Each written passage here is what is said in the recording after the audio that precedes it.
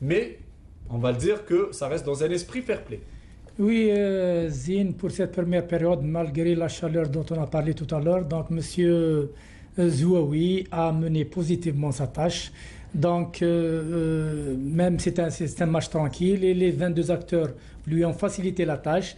Mais malgré ça, il a sifflé 18 fautes. Il y a eu beaucoup de fautes. Effectivement, on va revenir sur ce fait marquant. 10 pour le Mouloudia d'Oran et 8 pour l'AGS Saoura. Donc, 3 corners, 2 pour le Mouloudia d'Oran, 1 pour l'AGS Saoura et un seul hors-jeu contre le Mouloudia d'Oran. Pour les deux buts, bon, le premier but, bien sûr, est valable. La défense, surtout l'arrière gauche, croyait qu'il y avait une position d'hors-jeu. Donc, c'est pour cela qu'il a un peu repesté la décision de l'arbitre, alors qu'en réalité, il n'y avait pas d'hors-jeu. Le deuxième but, donc, il est entaché d'aucune irrégularité. Donc, Monsieur Zouaoui, malgré donc, la chaleur, a été proche de toutes les actions. Donc, il a mené bien sa mission. Donc, c'est sûr qu'il a, comme je l'ai dit au début, il a bien rechargé ses batteries. On espère qu'il fera une meilleure deuxième période. Pour l'instant, l'arbitrage est correct pour l'instant. Oui. Alors, messieurs, on va rebondir sur ces chiffres très intéressants de M. Mohamed Youbi. 18 fautes commises. C'est vrai. À quoi est dû tout cela, Nassablou? C'est vrai qu'on a vu qu'il y a eu beaucoup de déchets dans le jeu lors de cette première période. C'est vrai. Après, vous savez, après une mini trêve comme ça, quand les joueurs on n'est pas dans le coup. On n'est pas dans le coup, dans le rythme.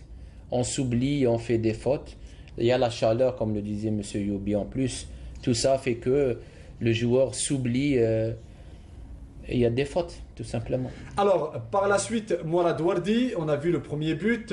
L'AGS Saoura qui n'a pas baissé donc en intensité, qui a continué à presser. On va le voir d'ailleurs, le deuxième but qui est intervenu, allez, on va dire quelques 5 minutes après ce premier but, toujours par l'intermédiaire d'Aoudou. Je dirais ils ont joué leur force, on l'a dit tout à l'heure, ils ont une force offensive à outrance.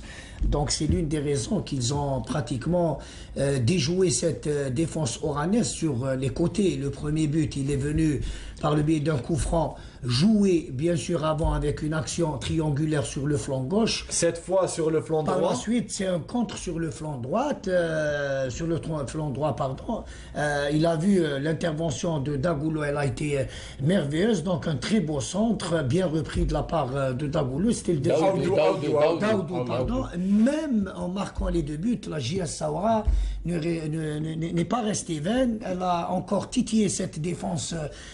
Alors, oranaise. Mourad, je vous coupe rapidement, juste pour Nassal Bouch, on revoit cette image. Quand on voit une nouvelle fois, il y a aussi l'axe de la défense qui a été pris à défaut. Là, aujourd'hui, ce qu'on constate, c'est que cet axe du Mouloudia d'Oran reste filable. Regardez, quand on voit, certes, il y a eu la mauvaise sortie de Dahman, mais il y a eu aussi... Tout au début, cette équipe du MCO, défensivement fébrile, il y a son axe.